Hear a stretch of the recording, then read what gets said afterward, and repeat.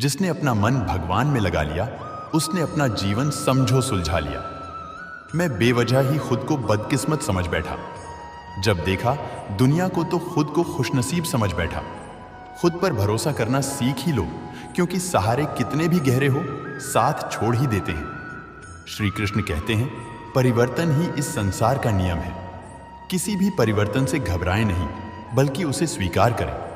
कुछ परिवर्तन आपको सफलता दिलाएंगे तो कुछ सफल होने के गुण सिखाएंगे। जब हम अन्य लोगों में अच्छाई देख सकते हैं तो जीवन आसान और सुंदर हो जाता है। जिंदगी बदलने के लिए लड़ना पड़ता है और आसान बनाने के लिए समझना पड़ता है। इंसान का स्वभाव इस तरह है, जो लेकर जाना है उसे छोड़ रहा है और जो यहीं रह जाना है उसे जोड़ रहा है। कभी खुद हंसो तो कभी रोते हुए को हंसा दो।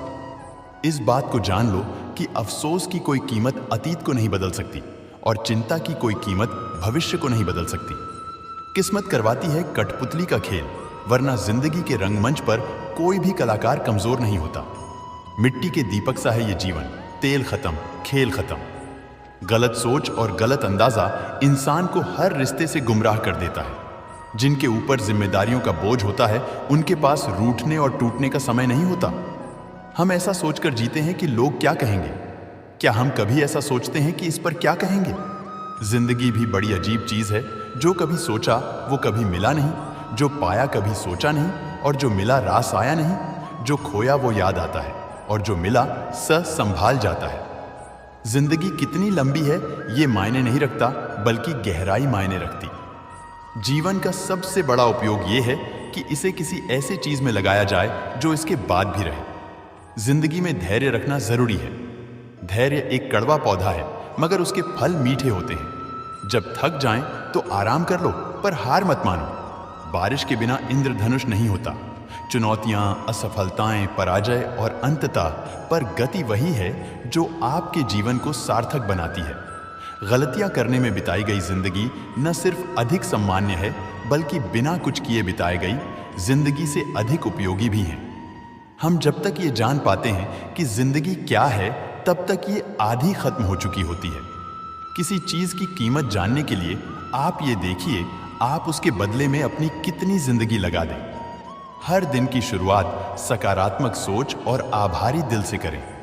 श्री कृष्ण कहते हैं, रिश्ते अंकुरित होते हैं, प्रेम से जिंदा रहते हैं, संवाद से महसूस होते हैं, संवेदनाओं से जिए जाते हैं, दिल से मुरझा जाते हैं, गलत फहमियों से और बिखर जाते हैं, अहंकार से। धागा एक बार टूट जाए तो फिर से जोड़ने पर एक गांठ पड़ी जाती है। उसी तरह रिश्ता एक बार टूट जाए तो फिर से जोड़ने में एक गांठ बन ही जाती। जिंदगी अपनी पसंद से जियो, वरना दुनिया वालों की पसंद तो बदलती रहती है। समय, विश्वास और सम्मान ये एक ऐसे पक्षी है जो उड़ जाए तो वापस नहीं आते। पैसे से बिस्तर तो खरीदा जा सकता है, पर नींद नहीं। पैसे से महल तो खरीदा जा सकता है, लेकिन खुशियां नहीं। मुश्किल कुछ भी नहीं है इस दुनिया में। जरा हिम्मत तो करो, सपने बदले में हकीकत में जरा कोशिश तो करो। सभी के साथ विनम्रता और दया से पेश आयो, इसलिए नहीं कि वो अच्छे हैं, बल्कि इसलिए कि तुम अच्छे हो।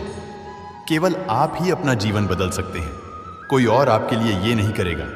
आप केवल एक बार ही जीते हैं, लेकिन अगर सही से जिएं तो एक बार ही काफी है। मृत्यु से डरे नहीं, बल्कि जो जिंदगी अभी नहीं जी है उसके लिए डरो। तुम्हें हमेशा के लिए नहीं जीना, तुम्हें बस जीना। प्रयास करने वाला इंसान एक बार गिरता है, लेकिन प्रयास ना करने वाले लोग जीवन भर गिरते रहते हैं। जिंदगी एक हसीन ख्वाब है जिसमें जीने की चाहत होनी चाहिए। गम खुद ही खुशी में बदल जाएंगे, सिर्फ मुस्कुराने की आदत होनी चाहिए। अंधेरा चाहे कितना भी घना हो, लेकिन एक छोटा सा दीपक अंधेरे को चीरकर प्रकाश फैला देता है। वैसे ही जीवन में चाहे कितना भी अंधेरा हो जाए, विवेक रूपी प्रकाश अंधकार को मिटा देता है। वक्त सबको मिलता है जिंदगी बदलने के लिए, पर जिंदगी नहीं मिलती वक्त बदलने के लिए। वक्त बदलने की चारपाई जमाने में इंसान कब बूढ़ा होकर खुद चारपाई पकड़ लेता है, पता नहीं चलता। इसीलिए हमेशा खुश रहो, मस्त रहो। जीवन पहला उपहार है, प्रेम दूसरा है, और तीसरा समझना। जीवन कोई समस्या नहीं है, इसे एक समस्या के रूप में देखना गलत कदम उठाना है। समय जरूर बदलता है, हमें थोड़ी सी प्रतीक्षा करना है। धैर्य रखिए, प्रयास कीजिए, समय बदलता जरूर है।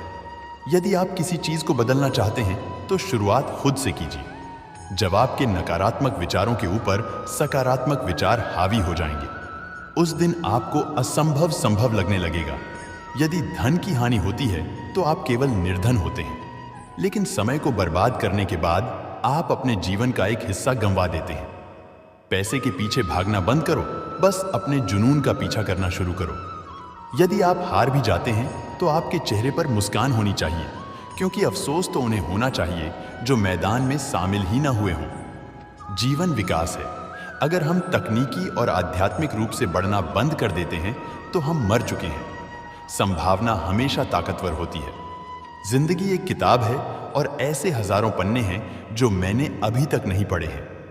मरने का डर जीने के डर से पैदा होता है। जो इंसान पूरी तरह जीता है वो किसी भी वक्त मरने के लिए तैयार रहता है। पूरी जिंदगी एक प्रयोग है। आप जितने अधिक प्रयोग करेंगे उतना ही अच्छा है। जिंदगी जीने के बस दो ही तरीके हैं। पहला ऐसा कि कुछ भी चमत्कार नहीं है, दूसरा ऐसा कि जैसे सब कोई चमत्कार है। यदि अवसर दस्तक नहीं देता तो क्यों ना हम एक द्वार बनाएं? अगर सूरज की तरह जलना है तो रोज उगना पड़ेगा। वक्त को अपना वक्त बनाने में वक्त तो लगता है। विलंब होना आसान चीजों को कठिन और कठिन चीजों को और अधिक कठिन बना देता है। इसलिए सही समय यही है। कलम की जरूरत नहीं, उन्हें जो हौसलों से इतिहास लिखते हैं, चट्टानों को हिला देने वाला भी शुरुआत एक पत्थर तोड़ने से करता है। एक दिन राजा को एक बुद्धिमान दरबारी ने सलाह दी कि राज्य के किसी व्यक्ति को राजा बना दिया जाए। फिर राजा ने राज्य में यह खबर फैला दी कि राज्य को एक नए राजा की जरूरत है। महल में एक दास था, उसका लड़का राजा बनने योग्य था। वह मन ही मन में राजा बनने के सपने देखता था। जब उसे खबर के बारे में पता चला तो वो बहुत खुश हुआ, क्योंकि उसे राजा बनने का मौका मिल रहा था। ये खबर सुनते ही राजा बनने की इच्छा लिए बहुत सारे लोग राजमहल में आए ताकि वो लोग भी राजा बन सके। सब लोग आ गए। तब राजा ने उन सबको एक बीज दिया। राजा ने बोला, आज से 6 महीने बाद जो आदमी इस बीज में से निकले पौधे का सबसे सुंदर फूल लाकर मुझे देगा, उसी को मैं राजा बनाऊंगा और वही इस राज्य का राजा होगा। राजा ने सभी लोगों को एक एक बीज गमले में रोप करके दे दिया। अब दास के बेटे को भी उम्मीद जगी कि वो भी राजा बन पाएगा, मगर उसे बागवानी के बारे में ज्यादा कुछ पता नहीं था। पर फिर भी उसने बड़े प्यार से गमले की देखभाल की। 3 महीने बीत गए, गमले से कोई पौधा नहीं हुआ। उसने माली से बात की, किसानों से भी बात की, कई उपाय किए, लेकिन कोई भी काम नहीं आ सका। 6 महीने बीत गए पर बीज से एक कोपल तक नहीं फूटे।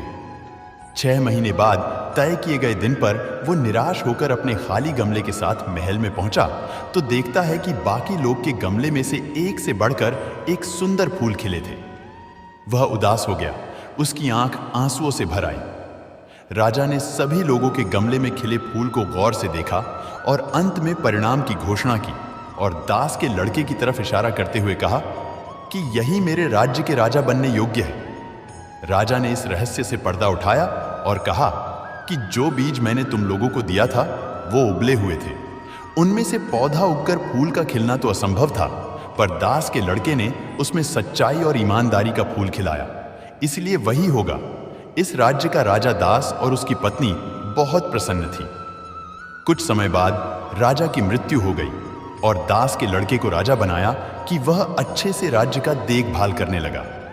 इस प्रकार सच्चाई और ईमानदारी की जीत हुई। इस कहानी से हमें यही सीखने को मिलती है कि जीवन में सच्चाई और ईमानदारी से अधिक महत्वपूर्ण कोई दौलत नहीं होती। जो व्यक्ति सच्चाई और ईमानदारी से जीते हैं वो अधिक संतुष्ट और सुखी होते हैं। सच्चाई और ईमानदारी एक व्यक्ति के आत्मविश्वास को दें और उसे अपने लक्ष्य की प्राप्ति करने में मदद कर दें। ये एक ऐसी अनमोल धरोहर जो किसी भी धनी या समृद्ध व्यक्ति से छीना नहीं जा सकता।